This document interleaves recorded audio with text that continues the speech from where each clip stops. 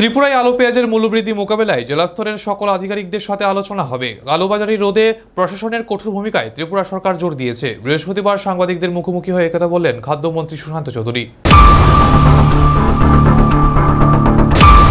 এদিন তিনি আবারও ত্রিপুরায় আলু ও পেঁয়াজের মূল্য বৃদ্ধির দায় কৃষি দপ্তরের উপরেই চাপিয়েছেন। তার দাবি, পেঁয়াজ ও আলুর মূল্য বৃদ্ধি গণবন্টন ব্যবস্থায় আওতায় আসে না, তা শুধু কৃষি দপ্তরের অধীনেই রয়েছে। বৃহস্পতিবার সাংবাদিকদের মুখোমুখি হয়ে তিনি বলেন, বেশ কিছুদিন যাবৎ বাজারে দ্রব্যমূল্য বৃদ্ধি পেয়েছে, কারণ ভয়াবহ বন্যায় কৃষিক্ষেত্রে ব্যাপক ক্ষতি হয়েছে। তার ফলে আলু ও পেঁয়াজের চাহিদা পূরণ করতে মেঘালয়, পশ্চিমবঙ্গ ও আসাম থেকে আনা হচ্ছে। তাতে বাজারে আলু পেঁয়াজের দাম কিছুটা বেড়ে গিয়েছে।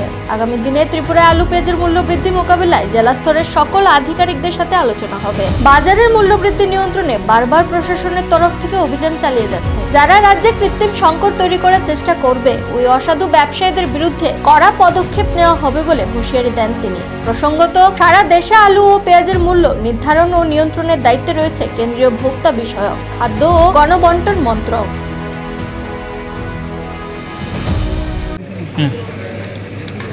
এটা আমাদের রুটিন মাফিক যে মিটিং অনুষ্ঠিত হয়, রিভিউ মিটিং, খাদ্য এবং জনসম্ভরণ দপ্তরের উদ্যোগে।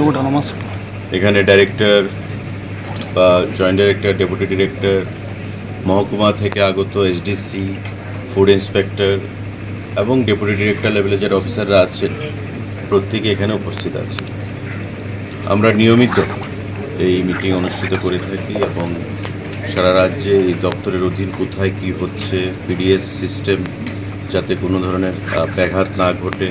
আপনারা দেখতে পেয়েছেন যে গত কয়েকদিন আমাদের পেট্রোল এবং ডিজেলের একটু সংকট ছিল, কারণ বদরপুর এবং লামডিং অঞ্চলে রেলের যে ডিরেলমেন্ট, রাস্তায় সেখানে কিছুটা অসুবিধা হয়েছিল, কিন্তু পেট্রোল ডিজেল আবার রাজ্যে আসতে শুরু করেছে এবং আজ রাত থেকে আমরা আশা করি আমাদের যে পেট্রোল ডিজেলের সংকট সেটা মিটে যাবে। সমস্ত কিছু বিষয় নিয়ে প্যাডি প্রকিউরমেন্ট রয়েছে আমাদের সামনে। ডিসেম্বর মাস থেকে আমাদের এবারকার রবির মরশুম সেটা শুরু হবে। সমস্ত কিছু বিষয় নিয়ে দপ্তরের কাজকর্ম যেন ভালো চলে সারা রাজ্যে, সেই বিষয়ে আমাদের এই মিটিং।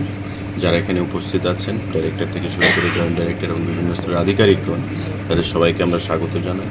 আপনাদের মিডিয়ার বন্ধুদেরকেও আমরা স্বাগত জানাই। যেহেতু খাদ্য দপ্তরের রিভিউ মিটিং, বাজারে তেলের দাম থেকে শুরু করে মানে আলু পেঁয়াজের দামটা বৃদ্ধি পাচ্ছে, সেই বিষয়ে কি আলোচনা হয়? দেখুন, আপনাদেরকে আগেও বলা হয়েছে যে আলু পেঁয়াজ এটা আসলে খাদ্য দপ্তরের অধীনে আসেন।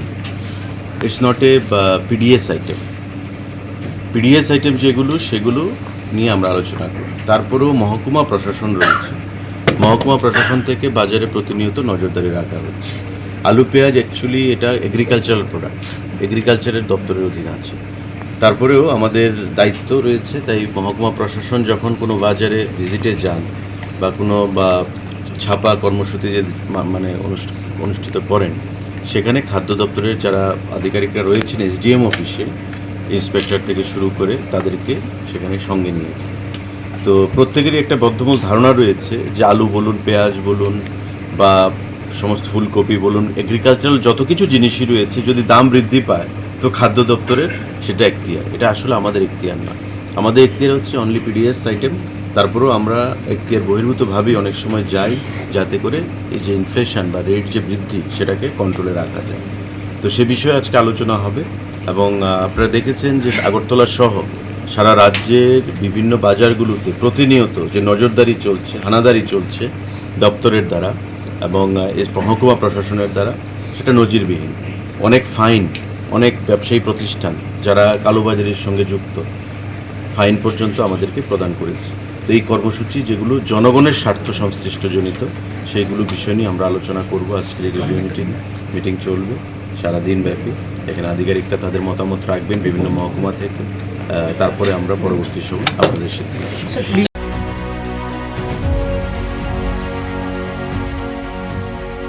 নিজস্ব প্রতিনিধি রিপোর্ট, এশিয়ান টাইমস।